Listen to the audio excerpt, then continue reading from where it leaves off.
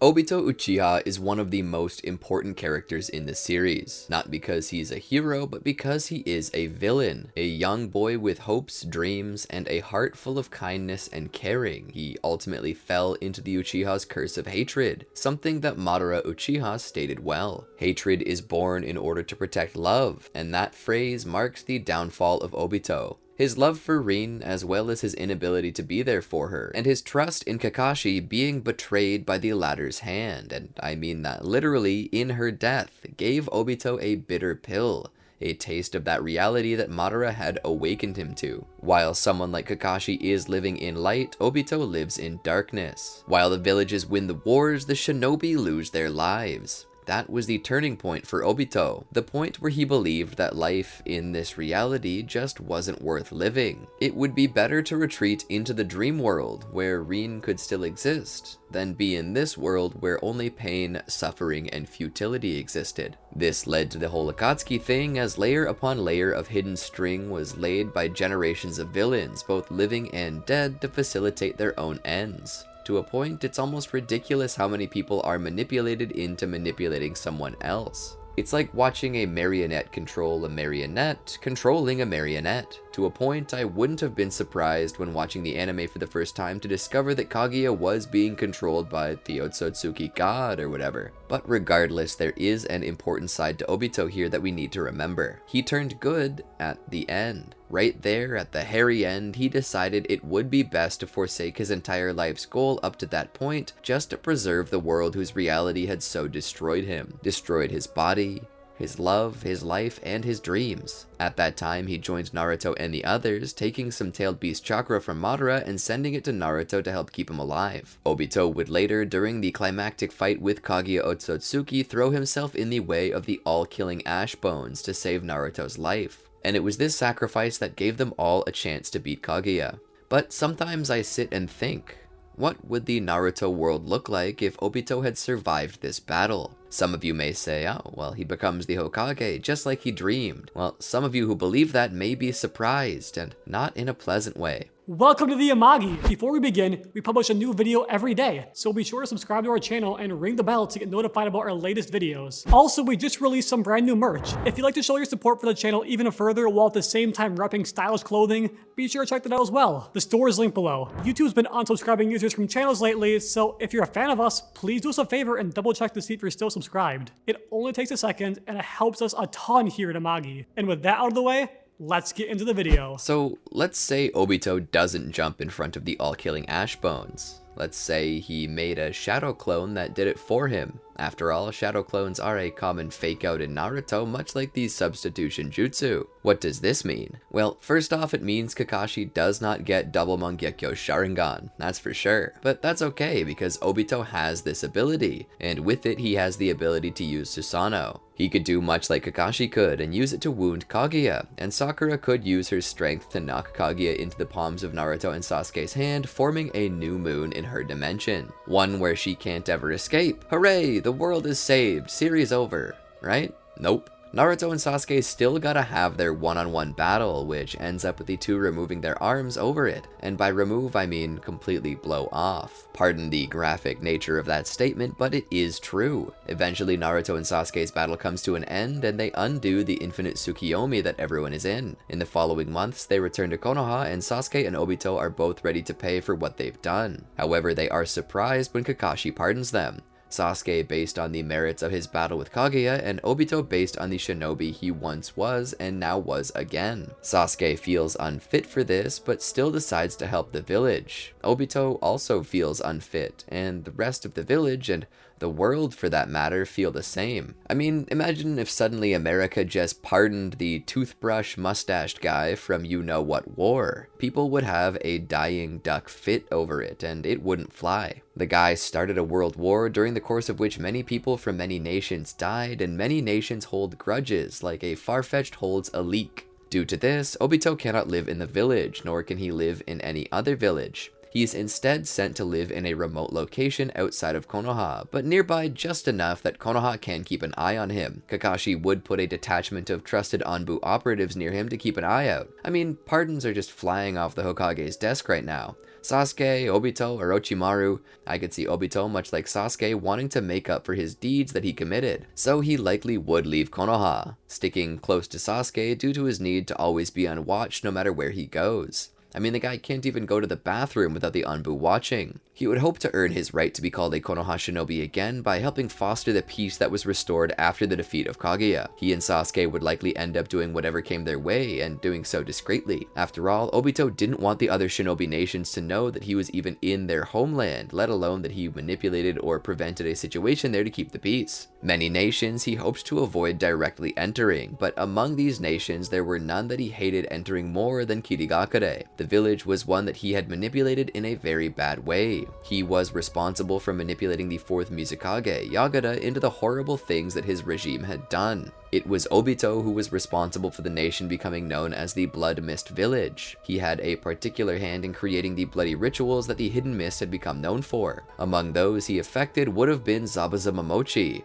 who would have killed all of his classmates as a graduation ritual. And while it was true that the village hidden in the mist was well on its way to good standing as a shinobi village, the fact that they ever had to pick their name up out of the mud was all his fault. He would aid Sasuke in whatever was required to make things right. He would be with Sasuke when he found Hiyashi Hyuga, and would also have been with Sasuke to destroy the meteorites when Toneri was attempting to destroy the world with the falling of the moon. One could see his Susanoo flying through the air smashing various meteorites, while some others disappeared into a swirling vortex. On his downtime, he would live alone in his home outside the village, where Kakashi would often visit him. Kakashi would walk in, stating that his home was a beautiful one, but this was just to make small talk, because despite what was said, it wasn't a very nice home.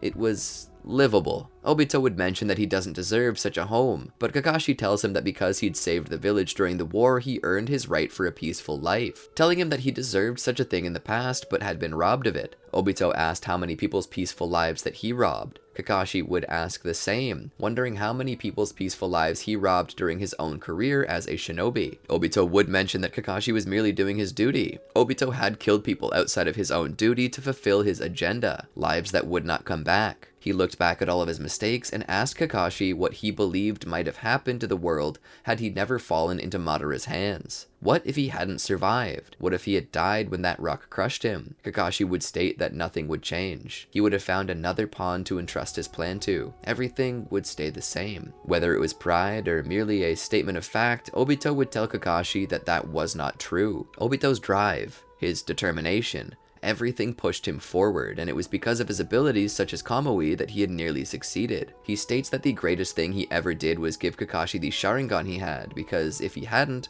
Obito's Kamui would have been unable to be defeated. Kakashi can't help but note that a lot of things would be different if Obito died that day. Minato and Kushina would still be alive. The Uchiha possibly would have not been massacred. Kirigakure likely wouldn't have been known as the Blood Mist Village. He stops himself short as he doesn't want to make it worse on his friend. Because despite everything, Obito truly was guilty and he had done many things. Kakashi would stand and put a hand on his friend's shoulder, telling him that in the end, the fact was, he was alive now. He shouldn't consume himself with what might have been, and instead with what was and what could be. Obito was alive now, and he needed to use that gift to change the world for the better. Obito would go to bed at night, laying there, unable to sleep, thinking of the past, thinking of what he had done. The weight of those sins bore down on him. Regaining his humanity, accepting the world in which he lived, he proved Madara right to the very end. Wake up to reality. Nothing ever goes as planned in this accursed world. The longer you live, the more you realize that the only things that truly exist in this reality are merely pain, suffering, and futility. Listen, everywhere you look in this world, wherever there's light, there will always be shadows to be found as well. As long as there is a concept of victors, the vanquished will also exist. The selfish intent of wanting to preserve peace initiates war, and hatred is born in order to protect love. There are nexuses, causal relationships that cannot be separated. This was proven to Obito now. He had hopes, dreams, plans, and they were stolen from him due to his loss and war. He experiences pain in his body, suffering in his heart, and futility in knowing that nothing he did made any difference, whether he killed in the name of a grand goal or because he switched sides to save the world. In the end, his life would never improve. There was light in this world, but no matter where he went, there were always shadows. And in those shadows, he found Sasuke. One might find Sasuke to be a comfort in the shadows, as both knew the darkness well, but he wasn't. Every time he saw Sasuke, he saw the face of Madara. Every time he saw Sasuke, he saw the faces of all those he had killed the night of the Uchiha massacre. For the concept of victors and vanquished, Obito had seen both sides, and despite returning to the light at the end of the war, he remained vanquished. And so he deserved. His desire to create a peaceful world without these things, but to do so he created a war, and he did it all in the name of love, in the name of reuniting with Rin, in claiming the things he would never have again. Like Madara, in hopes of breaking this cycle, he would run the whole gamut of each of these concepts. And like Madara, he was destined to fail. He may have been able to put people into a dream world, but they would have still been losers. They would have still lost everything. They just wouldn't know it. He had committed so many atrocities due to the singular goal of making a perfect world, a world from pure dreams. As time passes, Obito makes great strides in becoming worthy of his village. Having helped Sasuke deal with the threat of the Ketsuryugan, he's now closing in on his 50s, his days passed in far-off lands.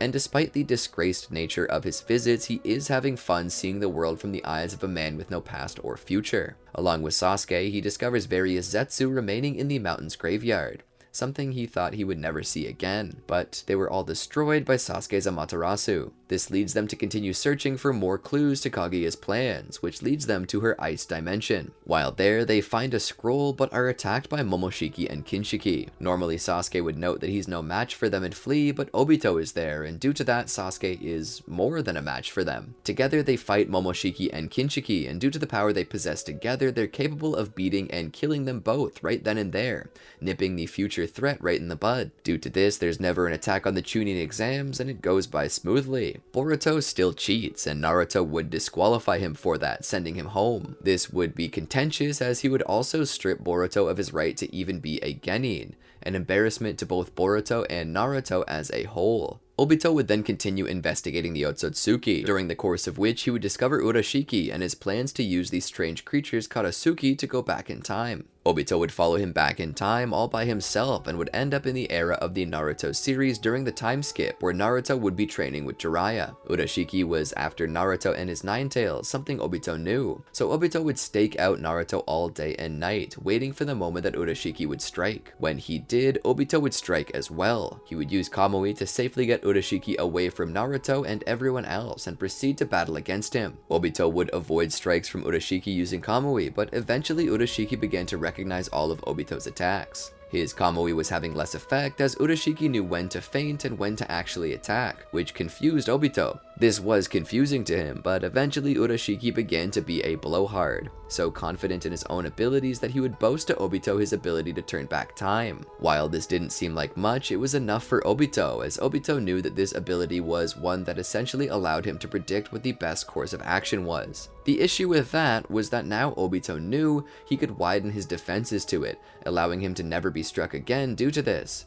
Urashiki, on the losing side of things, would decide that the best thing he could do was power up, but when it wasn't enough, he would pull out his own Rinnegan and consume them to gain new strength. In return, he took on a monstrous final form. His eyes regenerated, but in turn, they did so only as standard Byakugan, with only a single Rinnegan forming on his forehead. This power increase was enough that it allows Urashiki to actually strike Obito, hitting him in his right eye and destroying his ability to phase.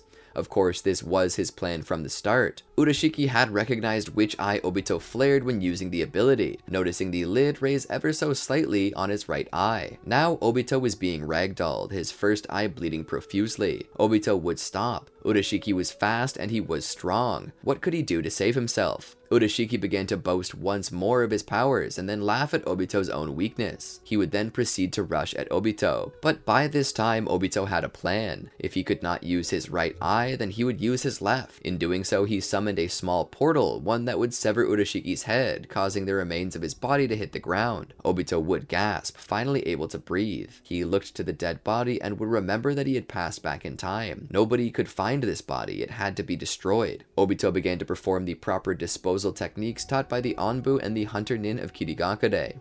He eradicated every trace but one. He would summon back the head of Urashiki, its lifeless face caught in the throes of terror, like a still frame in a movie before the ending. Yet it was already over. He needed to dispose of this as well. But as he thought about it, he felt as if he was owed something by this monster. He would pry the golden Rinnegan from its forehead and nestle it into his right socket to replace the destroyed Sharingan. He would then dispose of the remains of the head. Obito would be saddened that his Rinnegan did not possess the ability to teleport or move back in time as he had seen Urashiki do, but he supposed that the loss of the extra techniques were the cost of his power increase. In the end, it was well with him because even if he hadn't had the abilities, and even if he lost the ability to be intangible, he still possessed the abilities of the Rinnegan, the 6 paths, and this was plenty enough.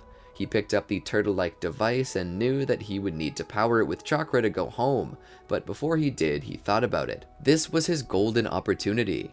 Obito had many times said that it would have been better if he were merely crushed under that rock. He now possessed the ability to make that true. He would fuel it with his chakra and proceed to teleport himself back in time. All the while, the little turtle told him to be careful, as changing the past would change the future. He would acknowledge this and say that he had lived a life of regret, and that he was ready to go back and undo what he had done, hopefully giving Naruto the life he deserved, even if it meant that this grandfather paradox would kill him in the future. Obito would travel back to the moment he was crushed by the rock. The battle was over, with many Iwa Nin laying dead. Minato and Kakashi themselves had done plenty to kill them all. Obito would notice the various zetsu appearing around the ruins. Obito would proceed to slaughter them all, including Guruguru. The zetsu was confused, staring into another Rinnegan, asking how this was possible. Obito would finish them off, leaving them dead. Obito would proceed to pull away many of the stones to find himself in a younger body from a distant day and age. He seemed unconscious, which was for the best. He would remove the stones covering his body to see just how wounded he had been. He had never realized just how bad he'd been hurt. He was startled with how he even survived. By some miracle, he hadn't died. Why didn't he die this day? Was it fate?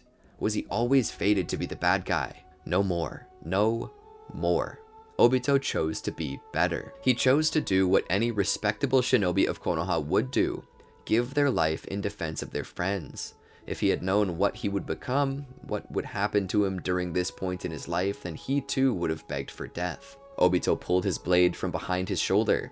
Suddenly, his younger self opened his eye. His only good eye, the other socket empty, having been gifted to his friend. Obito did not remember awakening during this moment. Was this another cruel trick of fate, trying to sway him to continue upon his dangerous path? His decision was stronger than fate. Obito's conviction to be better would change the world for the better. The boy spoke with a raspy voice, barely able to see. "Are you an angel? Are you here to take me to heaven?" Obito closed his eyes and came down to the younger version of himself. He smiled. "Yes. I am here to bring you to heaven. Can I ask, are you in much pain?" The boy would then speak. "No, I can't feel anything." Obito nodded. He took out a kunai. He placed it on his chest. He would sigh. "Tell me about something.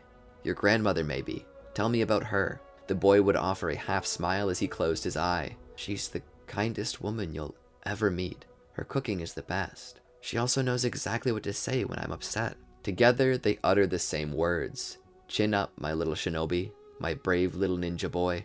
As he said that, Obito pushed the kunai into his younger self's chest, piercing his heart. The young boy's body must have been in shock because he did not seem to notice it. "Grandma's cooking.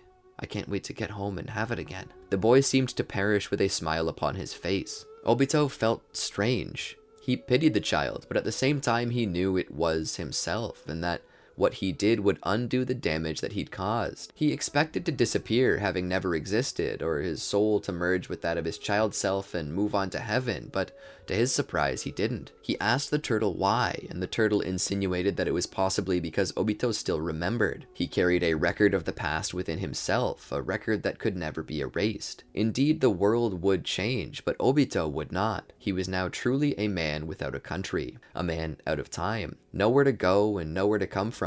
All that was left for him was the here and now.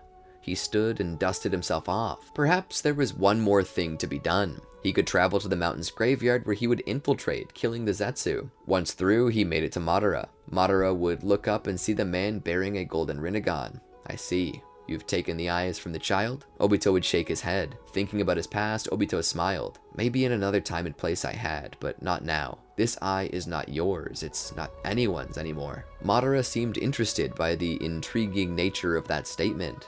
Ah, so even you do not exist, I take it. A ghost, are you? Obito smiled. A ghost of the past, and of a future that will never be. Madara would laugh at how perfect this guy was. Then let us talk, ghost to ghost. About what? Obito would ask. About your Eye of the Moon plan?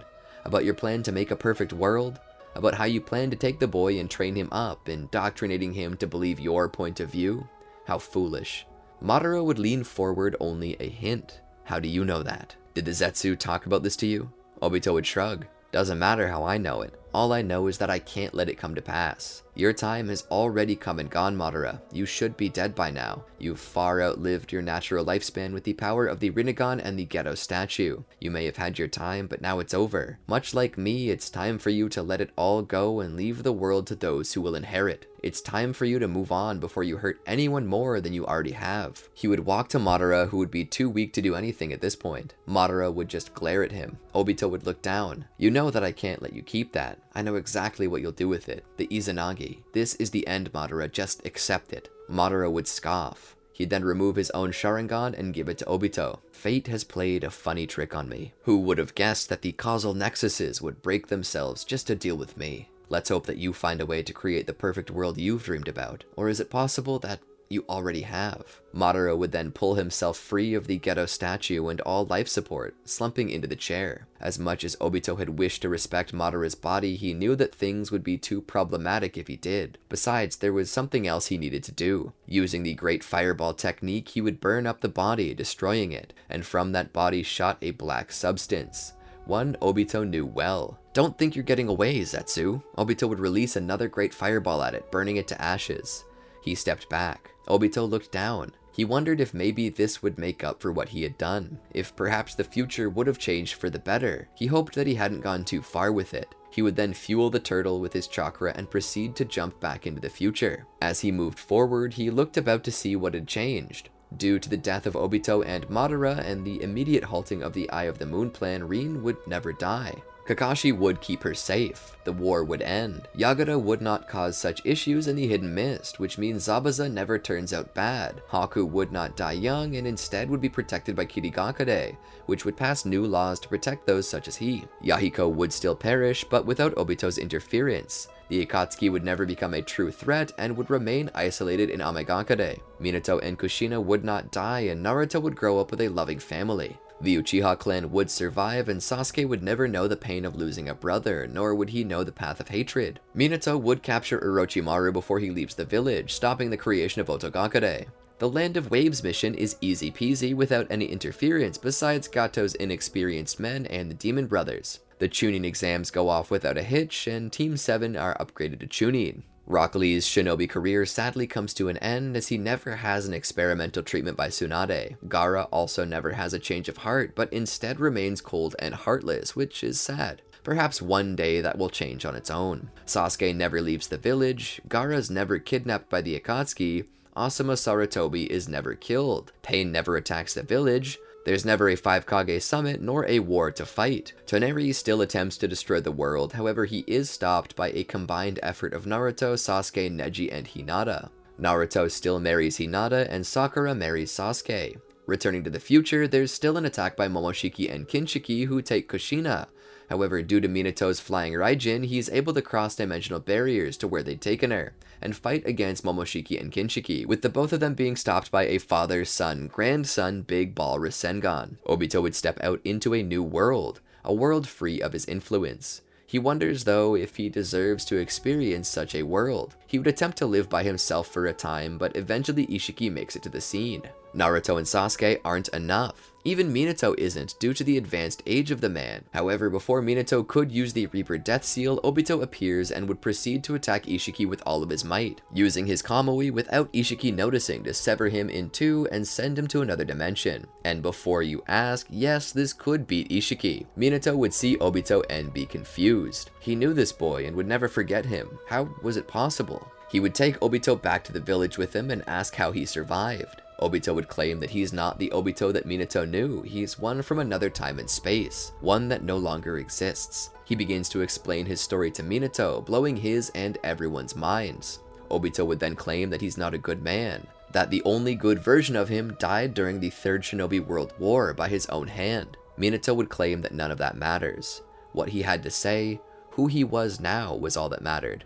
Kakashi and Rin would be startled to see Obito, but Obito would attempt to leave, knowing that he doesn't deserve to stay. However, he would be called back by Kakashi. Obito would tell him that he's not the same person that Kakashi knew, and that he doesn't belong in this world or any world for that matter. Kakashi would argue against that. After being informed of Obito's troubled past, Kakashi would look back. "You remembered your friends though." Obito would stop. Kakashi would speak. "In the past, you said that shinobi who break the rules are scum, but that shinobi who leave their friends behind are worse than scum. You remembered your friends. You came back to us, crossing time, space, and battling for our protection. If anyone would call you scum, I would deck them. You stumbled, but you made it right, willing to sacrifice everything, even yourself. Because of you and your sacrifices, we're still here." Obito would state that they were in that situation because of him in the first place. Rin would shake her head. "Even if that were true, you made it right, and you went the extra mile by ensuring that it could never happen again." Obito, too weak from his journeys, too tired from his plight, would give in. He would cry on their shoulders. From this point on, Obito remained in the village as its staunch protector, looking over the perfect world he had sought for so many years. What he had once believed could only exist in a dream was now right before him in flesh and blood. It was as if his past were nothing but a nightmare he had only just now awakened from. Rin and Obito would eventually marry and watch over the peace of the village, ready to go at a moment's notice. And that is where I plan to end it. Honestly, this was a fun video to make. I liked exploring a world in which Obito survived. I sort of let my mind go wild, get a little dramatic, and watch Obito try to set things right in his own particular way. The concept of time travel would never have crossed my mind if Boruto hadn't used it itself. The idea that Obito could create the perfect world that he sought through dreams was perfect. For a time, I had planned to make a big fight occur in which Obito would face off against his past self during the time skip era, but as I thought about it, I recognized that a lot of the damage Obito had planned would already have been done. Perhaps the series would have ended at the pain arc, but it still would have been bad. So if Obito could go back in time, he would go all the way back to when he cheated death to finish the job. It actually reminds me of another video I made titled "What if Obito died at Kanobi Bridge?" If you haven't seen that yet, go check it out. We'll leave a link or something. Did you enjoy our video? Well, then be sure to check out these other great videos from the Amagi, and make sure to subscribe and ring the bell to get notified about our latest videos.